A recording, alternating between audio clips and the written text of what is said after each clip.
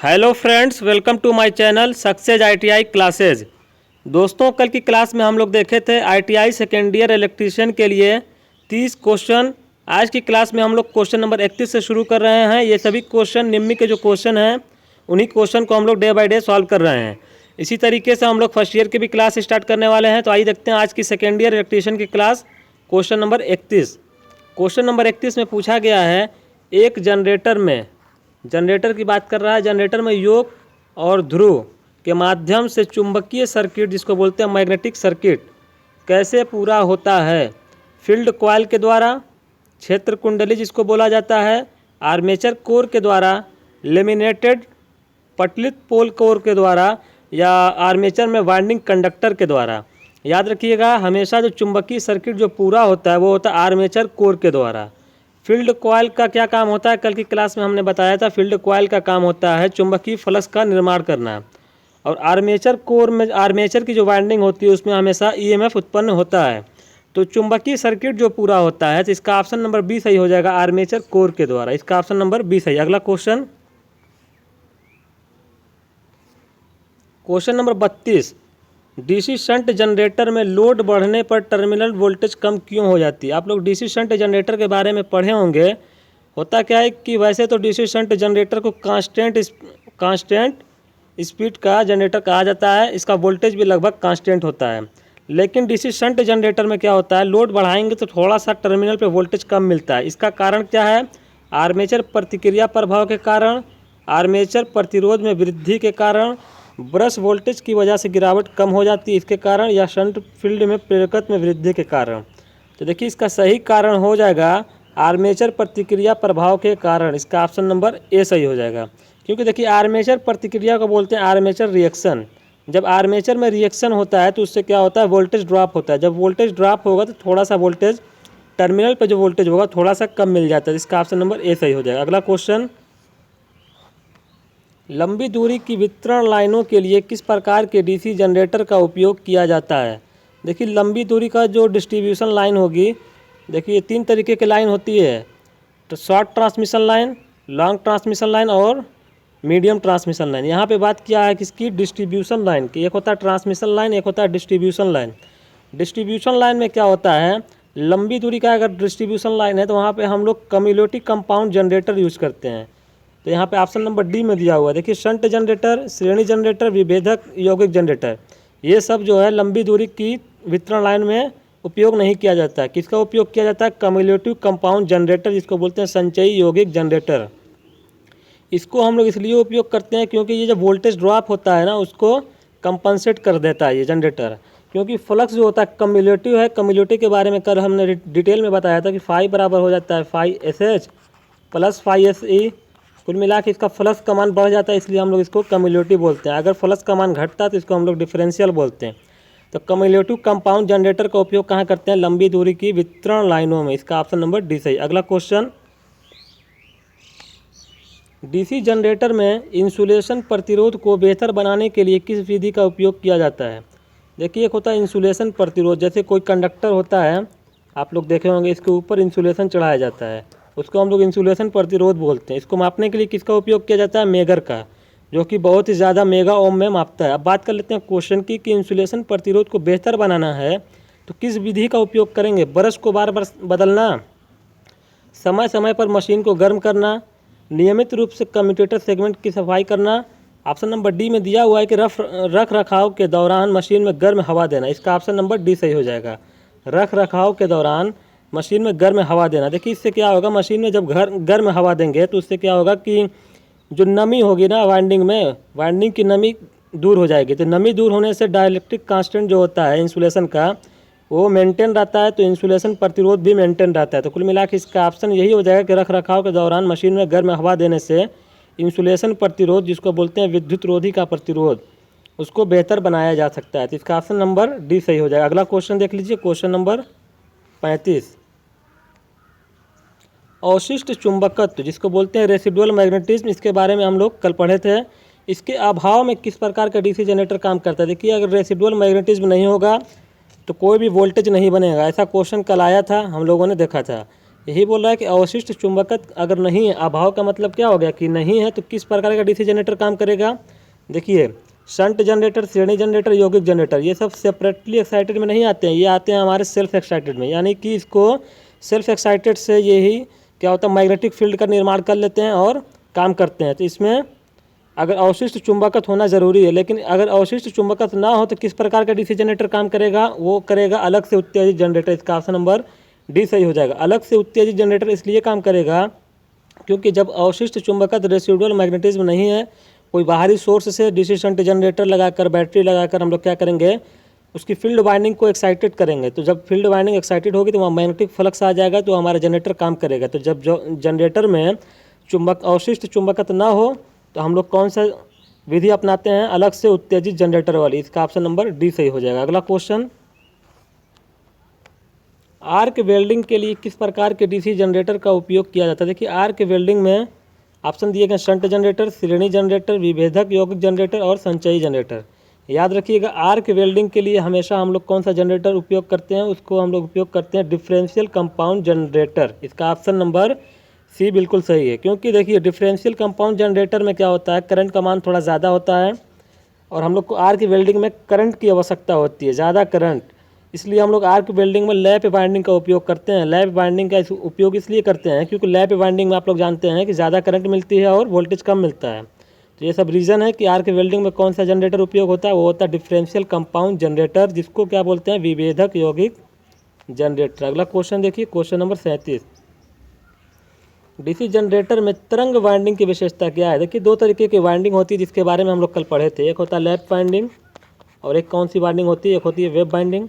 अब देखिए lap winding में क्या होता है, जितने रास्ते होंगे समांतर रास्ते उतना ही पैरेलल पाथ जो जितना होता है उतना ही पोल की संख्या होती है, ए बराबर पी। और वेव बाइंडिंग में क्या होता है, हमेशा ए बराबर 2 होता है, यानी कि कितना भी पोल हो लेकिन यहाँ पे 2 ही रास्ते मिलते हैं वेव बाइंडिंग में। और एक कंडीशन होती है कि लैप बाइंडिंग में वोल्टेज का मान कम होता है, करंट का मान ज़्यादा होता है। वेव बाइंडिंग में वोल्टेज का मान ज़्यादा होता है और करंट का मान कम होता है, ये सब कंडीशन होती है। यहाँ पे पूछा है कि डीसी जनरेटर में तरंग बाइंडिंग को बोलते हैं वेव बाइंडिंग। देखिए यहाँ लिखा हुआ है वेव बाइंडिंग। वेव बाइंडिंग की क्या विशेषता हो जाएगी, वेव बाइंडिंग की विशेषता यही हो जाएगी कि वोल्टेज देखिए ज़्यादा हो जाएगा और करंट कम हो जाएगी। आइए देखते हैं ऑप्शन, कम धारा और कम वोल्टेज, ये नहीं होगा। उच्च धारा कम वोल्टेज, नहीं कम वोल्टेज तो नहीं होगा, कम धारा उच्च वोल्टेज। इसका ऑप्शन नंबर सी सही हो जाएगा। जैसा अभी हमने बताया कि वेव बाइंडिंग में धारा कम होती है और वोल्टेज ज़्यादा होता है, यहाँ पे ऑप्शन नंबर सी सही। अगला क्वेश्चन, अब देखिए क्वेश्चन नंबर 38 में पूछा गया कि जनरेटर में कम्यूटेटर संयोजन में प्रयुक्त प्रतिरोध तार का उद्देश्य क्या है। देखिए ये प्रतिरोध तार जो दर्शाया गया यहाँ पर, इसका क्या उद्देश्य है। देखिए कम्यूटेशन हम लोग करते क्यों है, एसी को डीसी में कन्वर्ट करने के लिए, जैसा कि आप लोग को मालूम है। तो इस प्रतिरोध तार का उद्देश्य क्या है, आइए देखते हैं ऑप्शन नंबर ए में दिए गए हैं, नियत वोल्टेज बनाए रखें। नहीं, नियत वोल्टेज बनाए रखने के लिए नहीं करते हैं। शून्य स्थैतिक रूप से प्रेरित ईएमएफ, स्थैतिक रूप से प्रेरित ईएमएफ। ऑप्शन नंबर डी में दिया हुआ है धारा तथा धारा दिशा का आसानी से पलटना। तो ऑप्शन नंबर डी इसका सही है, धारा का दिशा का आसानी से पलटना। कहने का मतलब है कि धारा की दिशा जो होती है आसानी से पलटने के लिए हम लोग इसका उपयोग करते हैं प्रतिरोध का, क्योंकि धारा की दिशा पलटेगी तभी तो एसी से डीसी में कम्यूटेशन होगा। इसका ऑप्शन नंबर डी सही हो जाएगा। अगला क्वेश्चन देख लीजिए, क्वेश्चन नंबर 39, डीसी जनरेटर में ठोस पोल शू का क्या उद्देश्य है। देखिए पोल शू क्या होता है, कल की क्लास में हम लोगों ने बताया था, ये पोल कोर होता है, ये पोल शू होता है। जो लोग कल की क्लास देखे होंगे वो लोग जान रहे हैं कि इस तरीके से कल हमने बताया था, ये पोल कोर है, ये पोल शू है। अब देखिए इसको सॉलिड क्यों बनाते हैं, इसको सॉलिड इसलिए बनाते हैं क्योंकि इससे क्या होता है, रिलक्टेंस कम हो जाता है। रिलक्टेंस को बोलते हैं प्रतिष्ठम्भ, क्या बोलते हैं, प्रतिष्ठम्भ। जो रिलक्टेंस लिखा हुआ है इसको प्रतिष्ठम्भ बोलते हैं। तो इसको कम करने से क्या होगा, जैसे आप लोग पढ़े होंगे इलेक्ट्रिकल सर्किट, वहाँ पे करंट को रोकने का काम कौन करता है, प्रतिरोध। वैसे ही चुंबकीय सर्किट में आएंगे, मैग्नेटिक सर्किट में, यहाँ पर रिलक्टेंस होता है जो फ्लक्स को रोक लेता है। तो हम लोग चाहते हैं कि फ्लक्स ना रुके, तो रिलक्टेंस को हम लोग कम से कम रखते हैं, क्योंकि जब रिलक्टेंस कम होगा तो फ्लक्स ईजिली जाएगा और अच्छे से ईएमएफ बन जाएगा। तो कहने का मतलब है कि ठोस पोल शू क्यों उपयोग किया जाता है, इसका ऑप्शन नंबर देखिए ए दिया हुआ, तांबे के नुकसान को कम करने के लिए नहीं, अवशिष्ट चुंबकत्व को बढ़ाने के लिए ये भी नहीं होगा, अवशिष्ट चुंबकत्व को कम करने के लिए ये भी नहीं होगा, चुंबकीय पथ का रिलक्टेंस को कम करने के लिए, रिलक्टेंस का मतलब प्रतिष्ठम्भ, इसी को कम करने के लिए हम लोग ठोस पोल शू का उपयोग कर लेते हैं। अगला क्वेश्चन, बड़ी क्षमता के डीसी जनरेटर योग बनाने के लिए किस धातु का उपयोग किया जाता है? देखिए, दो तरीके के जनरेटर होते हैं, या तो छोटी क्षमता का कोई छोटा जनरेटर होगा, या तो बड़ी क्षमता का बड़ा जनरेटर होगा। अब उसका योग जो होता है, योग का मतलब क्या होता है? कल की क्लास में ऐसा क्वेश्चन आया था, योग या फ्रेम जिसको बोलते हैं, बाहरी आवरण होता है, उसके अंतर्गत सभी पार्ट्स रखे जाते हैं। तो कहने का मतलब कि योग को किस धातु का बनाते हैं? ढलवा लोहा, नर्म लोहा, एल्युमिनियम, रोल्ड स्टील। एल्युमिनियम का तो ऐसे ही नहीं बनाएंगे, एल्युमिनियम हमारी थोड़ा सॉफ्ट मटेरियल होता है, कोई बाहर से चोट वोट लगे गिरेगी मशीन तो वो पिचक जाएगी, तो ऐसे नहीं बनाएंगे। बात कर लें सॉफ्ट आयरन का भी नहीं बनाते हैं। ढलवा लोहा या रोल्ड स्टील, देखिए अगर छोटी क्षमता की मशीन होती तो ढलवा लोहा का बना लेते हैं, लेकिन यहाँ पे एक कंडीशन दिया हुआ है, बड़ी क्षमता, जब लार्ज कैपेसिटी की मशीन होती है तो वहाँ पे हम लोग रोल्ड स्टील का उपयोग करते हैं। रोल्ड स्टील को कास्ट स्टील भी बोला जाता है।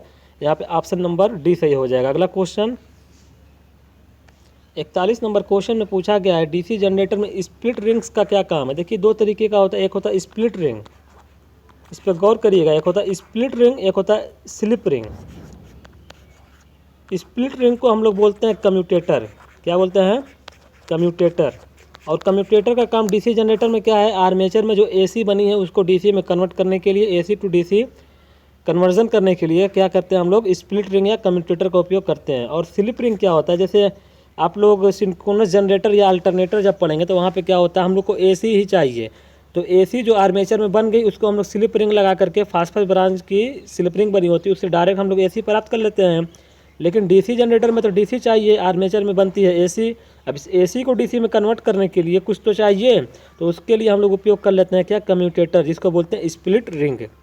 याद रखिएगा ये सब क्वेश्चन। अब आइए ऑप्शन पर, डीसी जनरेटर में स्प्लिट रिंग का क्या कार्य है? लगातार आउटपुट की सप्लाई नहीं, आउटपुट की सप्लाई करना ये काम नहीं है, एक दिशा में आउटपुट बनाता है, विपरीत दिशा में आउटपुट करता है, प्रत्यावर्ती कंडक्टर से आउटपुट एकत्र करता है। तो इसका सही ऑप्शन कौन सा हो जाएगा? एक दिशा में आउटपुट बनाता है, जैसा कि हमने बताया स्प्लिट रिंग का काम है एसी टू डीसी। तो एसी कुछ इस तरीके से होती है, इसको एक दिशा में करेगा, इस दिशा में ऐसे है, इसी को तो डीसी बोला जाता है। ये एसी हो गई, ये डीसी हो गई, तो क्या करेगा? एक दिशा में आउटपुट बनाएगा। इसका ऑप्शन नंबर 20 है। अगला क्वेश्चन, डीसी जनरेटर में किस प्रकार का वोल्टेज गतिशील रूप से प्रेरित होता है? देखिए, डीसी जनरेटर आप लोग देखे होंगे, उसमें जो वोल्टेज बनता है पल्सेटिंग वोल्टेज होता है, दोलनशील होता है, ऑसिलेटिंग टाइप का, या अल्टरनेटिंग वोल्टेज, या प्रत्यक्ष धारा जिसको बोलते हैं डीसी वोल्टेज। अभी हमने बताया वो कोई भी जनरेटर हो, ये थ्योरी होती है कि कोई भी जनरेटर हो, जब आर्मेचर में जो बनेगा वो हमेशा एसी होगा। कौन सा होगा? आर्मेचर में एसी होगा, चाहे वो अल्टरनेटर हो जिसको सिंक्रोनस जनरेटर बोलते हैं, या फिर डीसी जनरेटर हो, आर्मेचर में हमेशा एसी ही मिलेगी। अब इस एसी को हम लोग को डायरेक्ट प्राप्त करना है या एसी को डीसी में कन्वर्ट करना है, वो हम लोग अपनी आवश्यकता के अनुसार कर लेते हैं। या तो अगर हमको डीसी जनरेटर में हमको डीसी चाहिए तो कम्यूटेटर लगा के प्राप्त कर लिया, अगर हम लोग को डीसी नहीं चाहिए तो हम लोग डायरेक्ट स्लिप रिंग लगा लेंगे, फास्फोरस ब्रांच की जो बनती है, उससे हम लोग एसी डायरेक्ट ले लेंगे, जो कि अल्टरनेटर में किया जाता है। तो कहने का मतलब क्या था कि डीसी जनरेटर में हो या एसी जनरेटर हो, कोई भी जनरेटर हो, जो आर्मेचर में बनेगा वोल्टेज गतिशील रूप से क्या होता है? एसी होता है। इसका ऑप्शन नंबर सी सही हो जाएगा। अल्टरनेटिंग वोल्टेज जिसको बोलते हैं प्रत्यावर्ती वोल्टेज। अगला क्वेश्चन देख लीजिए, एक्स के रूप में चिन्हित स्लॉट का क्या उद्देश्य है? देखिए, एक स्लॉट दिया गया, आर्मेचर के कंडक्टर होते हैं, इस तरीके से लेमिनेटेड करके बनाते हैं। क्यों लेमिनेटेड करते हैं? इसका अभी आंसर कल की क्लास में हम दिए थे कि लेमिनेटेड करने से भंवर धारा हानि कम हो जाती है। ये लेमिनेशन जो होता है 0.3 mm से 0.5 mm तक करते हैं। ये सब क्वेश्चन पूछे जाते हैं। तो ये जो होता है, ये जो दर्शाया गया है, इसको बोलते हैं कुंजी तरीका ठीक करने के लिए, फिक्स करने के लिए, टू फिक्स द की वे, इसके लिए दर्शा रहा है ये फिगर। तो इसका ऑप्शन नंबर ए सही हो जाएगा। अगला क्वेश्चन देख लीजिए, डीसी जनरेटर में फील्ड कॉइल का उद्देश्य क्या है? देखिए, फील्ड कॉइल के बारे में कल हम लोग बताए थे। फील्ड कॉइल होती है एक आर्मेचर कॉइल होती है। फील्ड कॉइल का काम हमेशा होता है कि मैग्नेटिक फील्ड को बनाना। मैग्नेटिक फील्ड का मतलब चुंबकीय फ्लक्स या चुंबकीय क्षेत्र बोल सकते हैं। और एक बात कर लेते हैं आर्मेचर कॉइल। आर्मेचर कॉइल जो आर्मेचर होती है उसमें हमेशा ईएमएफ उत्पन्न होता है। क्या उत्पन्न होता है? ईएमएफ उत्पन्न करने के लिए जिम्मेदार होती है आर्मेचर की कॉइल। तो ये दो कॉइल होती है। यहाँ बात किया फील्ड कॉइल का। फील्ड कॉइल क्या करेगा? चुंबकीय क्षेत्र बनाएगा। इसका ऑप्शन देखते हैं, एयर गैप में फ्लक्स को बढ़ाने के लिए ये नहीं होगा, मैग्नेटाइजिंग करंट को कम करने के लिए ये भी नहीं होगा, कुंडली फ्लक्स का निर्माण करने के लिए ध्रुवों को चुंबकित करना। इसका ऑप्शन नंबर सी सही है। अभी हमने बताया कि चुंबकीय फ्लक्स का निर्माण करता है, मैग्नेटिक फील्ड का निर्माण करने के लिए ही फील्ड कॉइल का उद्देश्य होता है। तो इसका ऑप्शन नंबर सी बिल्कुल सही। अगला क्वेश्चन, बड़े डीसी जनरेटर में मशीनों के पोल कोर बनाने के लिए किस धातु का उपयोग किया जाता है? नर्म लोहा, ढलवा इस्पात, स्टेनलेस स्टील। तो अभी हमने बताया था कि बड़ा डीसी जनरेटर है उसका पोल कोर बनाना है। वैसे अगर छोटा होता तो कास्ट आयरन उपयोग कर लेते हैं, लेकिन बड़ा है तो बड़े डीसी जनरेटर में जो हम लोग उपयोग करेंगे वो होता है, देखिए ऑप्शन नंबर सी में दिया हुआ कास्ट स्टील और डी में दिया हुआ है स्टेनलेस स्टील। तो यहाँ पे ऑप्शन नंबर डी सही हो जाएगा, स्टेनलेस स्टील। अगला क्वेश्चन, क्यों पोल कोर स्टैंपिंग डीसी जनरेटर में पटलित होते हैं? देखिए पटलित का मतलब होता है लेमिनेटेड। लेमिनेटेड का मतलब समझ रहे हैं? जैसे हमारी मान लीजिए कि आर्मेचर है, आर्मेचर की जो कोर होती है ना उसको पतली पतली पट्टियों में तोड़ करके लेमिनेटेड करके बनाया जाता है। ऐसा करने से होता क्या है कि भंवर धारा हानि होती है, एडी करंट लॉस, उसको कम करते हैं। इसी के बारे में हम बात कर रहे थे कि इसको 0.3 mm से 0.5 mm की लेमिनेशन में बनाते हैं और उसके बाद वर्निश की परत लगाकर एक दूसरे से लेमिनेटेड कर देते हैं। तो कुल मिला के इसका उद्देश्य क्या है लेमिनेटेड करने का? पटलित का मतलब लेमिनेटेड। क्यों करते हैं? भंवर धारा हानि जिसको बोलते हैं एडी करंट लॉस को रिड्यूस करने के लिए या डिक्रीज करने के लिए। तो आइए ऑप्शन पे चलते हैं। घर्षण हानि को कम करने के लिए नहीं, विंडेज लॉस को कम करने के लिए ये भी नहीं होगा, हिस्टेरिसिस हानि को कम करने के लिए ये भी नहीं होगा, भंवर धारा हानि को कम करने के लिए इसका ऑप्शन नंबर डी सही है। भंवर धारा हानि कम करने के लिए स्टम्पिंग क्या करते हैं? लेमिनेटेड कर देते हैं। अब देखिए क्वेश्चन में जो ऑप्शन नंबर सी दिया हुआ है हिस्टेरिसिस हानि को कम करने के लिए, हिस्टेरिसिस हानि को कम करने के लिए क्या करते हैं? सिलिकॉन स्टील का उपयोग करते हैं। क्या करते हैं? सिलिकॉन स्टील उपयोग करते हैं। इसका ऑप्शन नंबर डी सही था। अगला क्वेश्चन, इलेक्ट्रोप्लेटिंग प्रक्रिया के लिए किस प्रकार के डीसी जनरेटर का उपयोग किया जाता है? देखिए इलेक्ट्रोप्लेटिंग क्या होता है? एक प्रोसेस होता है, किसी धातु की प्लेट है उसके ऊपर किसी दूसरे धातु की मतलब परत चढ़ाना हो तो उसके लिए एक प्रोसेस होता है इलेक्ट्रोप्लेटिंग। इसमें हमेशा डीसी की आवश्यकता होती है। ये जब बैटरी का चैप्टर है इसमें पढ़ेंगे तो हम लोग डिटेल में पढ़ेंगे। तो इलेक्ट्रोप्लेटिंग की प्रक्रिया के लिए जो डीसी जनरेटर उपयोग किया जाता है वो होता है शंट जनरेटर। इसका ऑप्शन नंबर ए सही हो जाएगा। शंट जनरेटर का उपयोग किया जाता है क्योंकि यहाँ पे कांस्टेंट वोल्टेज की आवश्यकता होती है। अगला क्वेश्चन 48 नंबर क्वेश्चन है कि डीसी जनरेटर में कंपनसेटिंग वाइंडिंग का उद्देश्य क्या होता है? कंपनसेटिंग वाइंडिंग के बारे में भी कल हम लोग पढ़े थे। एक होता है इंटरपोल की वाइंडिंग, एक होता है कंपनसेटिंग वाइंडिंग। इंटरपोल की वाइंडिंग हो या कंपनसेटिंग वाइंडिंग हो, दोनों आर्मेचर रिएक्शन को न्यूट्रलाइज करने के लिए, रिड्यूस करने के लिए उपयोग किया जाता है। देखिए डीसी जनरेटर में जो कंपनसेटिंग वाइंडिंग होती है उसका उद्देश्य क्या है? कठोर कम्यूटेशन प्रदान करना, ये भी नहीं है। नियत आउटपुट वोल्टेज बनाए रखें, ये नहीं होगा। विचुंबकीकरण प्रभाव को बेअसर करता है। न्यूट्रलाइज द डीमैग्नेटाइजिंग इफेक्ट, हमने क्या बताया? आर्मेचर रिएक्शन के प्रभाव को ख़त्म करने के लिए कंपनसेटिंग वाइंडिंग उपयोग करते हैं। आर्मेचर रिएक्शन कितने तरीके का होता है? एक होता है डीमैग्नेटाइजिंग, एक होता है क्रॉस मैग्नेटाइजिंग, एक और होता है डीमैग्नेटाइजिंग, क्रॉस मैग्नेटाइजिंग, एक होता है मैग्नेटाइजिंग। तो ये सभी आर्मेचर रिएक्शन के अंतर्गत आते हैं। तो ये आर्मेचर रिएक्शन को ही खत्म करेगा, तो इसका ऑप्शन नंबर सी सही हो जाएगा। डीप मैग्नेटाइजिंग जिसको बोलते हैं विचुंबकीकरण प्रभाव को बेअसर कर देता है। इसका ऑप्शन नंबर सी बिल्कुल सही है। अगला क्वेश्चन, यदि शंट फील्ड प्रतिरोध क्रांतिक प्रतिरोध से ऊपर है तो क्या प्रभाव पड़ेगा? कल की क्लासेज में ऐसे क्वेश्चन आए थे तो हम लोगों ने देखा था कि देखिए दो कंडीशन होती है, एक होता है फील्ड का प्रतिरोध, एक होता है क्रिटिकल पॉइंट। क्रिटिकल पॉइंट का मतलब होता है कि मान लीजिए कोई भी अगर हमारा कंडक्टर है तो उसका अगर एक टेम्परेचर लिमिट होती है, अगर उससे एकरास हम लोग जाएंगे, उससे अबव जाएंगे तो वो अपनी लिमिट को खो देगा, उसके बाद वो काम नहीं करेगा। तो उसी के बारे में बात करेगा कि शंट फील्ड का कोई प्रतिरोध क्रिटिकल प्रतिरोध से ऊपर चला जाए, अगर उससे ऊपर ले जाएंगे तो क्या होगा? डीसी जनरेटर में आउटपुट वोल्टेज पल्सेटिंग होगा, आउटपुट वोल्टेज सामान्य से ऊपर होगा, जनरेटर वोल्टेज बनाने में विफल रहता है। इसका ऑप्शन नंबर सी सही है, वोल्टेज ही नहीं बनेगा। इसीलिए कंडीशन है कि हमेशा शंट फील्ड का प्रतिरोध को क्रिटिकल रेजिस्टेंस से बिलो रखते हैं, एबव नहीं करते हैं। इसका ऑप्शन नंबर सी बिल्कुल सही है। आज का लास्ट क्वेश्चन, क्वेश्चन नंबर 50। देखिए दोस्तों इसी तरीके के क्लासेस हमारे चैनल पर मिलती रहेंगे, चाहे वो ITI फर्स्ट ईयर की हो, इलेक्ट्रीशियन की सेकेंड ईयर की हो। तो दोस्तों अगर हमारा क्लासेस पसंद आ रही होंगी तो हमारे चैनल को सब्सक्राइब जरूर करिएगा, अपने दोस्तों में शेयर भी करिएगा। देखते हैं क्वेश्चन नंबर 50, डीसी जनरेटर में आर्मेचर प्रतिक्रिया का प्रभाव क्या है? देखिए आर्मेचर प्रतिक्रिया को बोलते हैं आर्मेचर रिएक्शन। जैसा हमने बताया कि दो मैग्नेटिक फ्लक्स होते हैं, एक क्या होता है मेन फील्ड वाइंडिंग का फ्लक्स होता है, एक आर्मेचर वाइंडिंग का फ्लक्स होता है। क्योंकि दो वाइंडिंग होती है, दोनों का अपना अपना फ्लक्स होगा। अब वो दोनों फ्लक्स जब आपस में रिएक्ट करते हैं, प्रतिक्रिया करते हैं, तो वहाँ पे एक एक्शन होता है, इसको बोलते हैं आर्मेचर रिएक्शन। इस आर्मेचर रिएक्शन से तीन तरीके का प्रभाव होता है, या तो हमारा फ्लक्स बढ़ जाएगा, या तो फ्लक्स कम हो जाएगा, या तो लीड करता है। कहने का मतलब है कि डीमैग्नेटाइजिंग इफेक्ट होता है, मैग्नेटाइजिंग इफेक्ट होता है, क्रॉस मैग्नेटाइजिंग इफेक्ट होता है। तो ये सभी आर्मेचर रिएक्शन के पार्ट्स हैं। तो होता क्या है कि डीसी जनरेटर में आर्मेचर रिएक्शन होगा तो क्या होगा, देखिए आउटपुट वोल्टेज बढ़ेगा, आउटपुट वोल्टेज कम हो जाएगा, आउटपुट वोल्टेज स्पंदित हो रहा है, आउटपुट वोल्टेज शून्य हो जाएगा। इसका सही आंसर जो हो जाएगा ऑप्शन नंबर बी सही हो जाएगा, आउटपुट वोल्टेज डिक्रीज हो जाएगा यानी घट जाएगा। तो दोस्तों इस क्लास में इतना ही, फिर मिलेंगे दोस्तों नेक्स्ट वीडियो में, तब तक के लिए बहुत बहुत धन्यवाद।